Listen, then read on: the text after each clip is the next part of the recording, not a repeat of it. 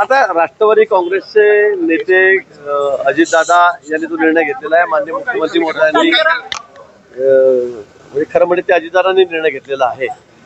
ठीक आहे, आता मला वाटतं कृषी खातं त्यांच्याकडे देतो, त्यांना क्रीडा मंत्री केलेलं आहे, क्रीडा खात्यांना कृषी खातं दिलेलं आहे।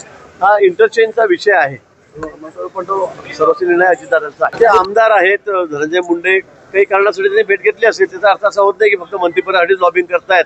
मला वाटतं असा अर्थ घेण्याची काही गरज नाही। बरोबर आहे, त्यांनी सांगितलेलं आहे, परवाचे 2-3 किस्से झालेले आहेत।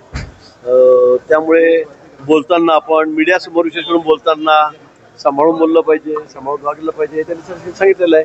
आणि ते राज्याचे मुख्यमंत्री आहेत, त्यांना तो अधिकार आहेच मंत्र्यांना सूचना देण्याचा, त्यांनी तो केलेला आहे। मला वाटतं या खात्यामध्ये असं नाहीये निधी वळवला जातो, पुन्हा त्या खात्यात दुसऱ्या खात्यातून दिला जातो, ते एक टेक्निकल बाब आहे, मला तांत्रिक बाब आहे। त्याच्यामुळे सगळे एखाद्या खात्यातून सगळे पैसे काढून घेतले दुसरीकडे गेले असं होत नाही। मला वाटतं पुढे ऍडजस्टमेंट झाली की त्या खात्यामध्ये पैसे टाकले जातील। हा निर्णय वित्तमंत्र्यांनी घेतलेला आहे, मुख्यमंत्री मोदयांनी घेतलेला आहे, पण कुठल्याही खात्यावर अन्याय होणार नाही। एखाद्या खात्याचा मग माझा जलसंपदा खात्याचा निधी काढून तिकडे देऊन टाकला, तिकडे काहीच नाही, असं होत नाही। त्या खात्यामध्ये पैसे किती आहेत ते ठरलेलं आहे, बजेट ठरलेलं आहे आणि त्या खात्याला तेवढे पैसे मिळणार। मला या संदर्भामध्ये मी जेवढं तुम्ही दाखवण्यात चॅनल तेवढंच बघतोय, त्या संदर्भामध्ये पोलीस चौकशी सुरू आहे।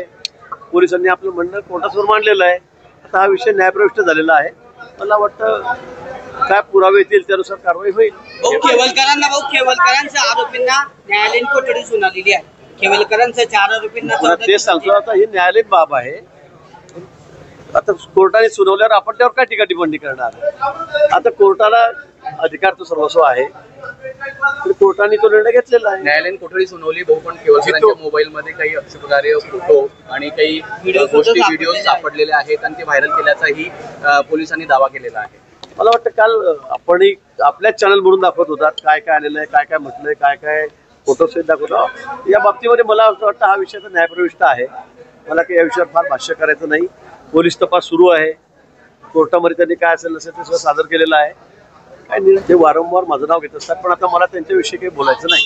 निश्चित या संदर्भामध्ये एक तक्रार करण्यात आली होती आणि ज्या पद्धतीने त्यांचा खून झालेला आहे, ज्या निगरूढ खून झालेला आहे, त्यामुळे मला वाटतं की त्या संदर्भामध्ये माननीय मुख्यमंत्री मोदयांनी निर्णय घेतला आणि स्पेशल इन्व्हेस्टिगेशन टीम त्या संदर्भामध्ये नेमली गेलेली आहे।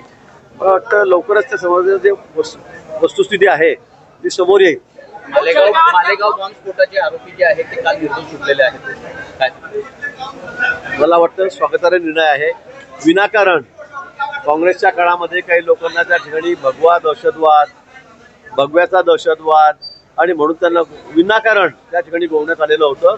आता खरं म्हणजे 8-10 वर्ष त्या लोकांना खूप त्रास झाला, सहन करावा लागला, पण तो कुठलाही पुरावा त्यात नव्हता, कुठलाही पुरावा नव्हता आणि म्हणून आता पुरावा व्हावी मान्य न्यायालयाने त्यांची निर्दोष मुक्तता केलेली आहे। मला वाटतं हा निर्णय स्वागतार्ह आहे। प्रवेशासाठी अनेक लोक उत्सुक आहेत, तारखाही मागतायत, मुंबईला करायचा का इथे करायचं, मग नाशिकचा विषय आहे, पुन्हा जळगावचाही आहे, धुळ्याचाही आहे, उत्तर महाराष्ट्रामध्ये अनेक जण भारतीय जनता पक्षामध्ये येण्यासाठी उत्सुक आहेत। मला वाटतं लवकरच त्यांचा प्रवेश कार्यक्रम जो आहे तोही होईल।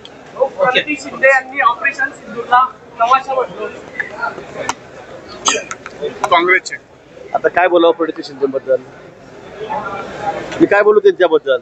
आता एवढा मोठा अटॅक त्या ठिकाणी झाला, आपले इतके निर्धार लोक त्या ठिकाणी मारले गेले, त्यानंतर चोख उत्तर आपल्या सेनेने त्यांना दिलं आणि तो तमाशा म्हणजे मला वाटतं आपल्या बुद्धीचा असा तमाशा करू नये। ताईंनी आमच्या सोबत होत्या त्या आमदार म्हणून आमच्या सोबत, पण असं काहीतरी बोलून त्यांनी आपल्या बुद्धीचे दिवाळ काढल्याचं दाखवू नये लोकांना, एवढंच माझं म्हणणं आहे।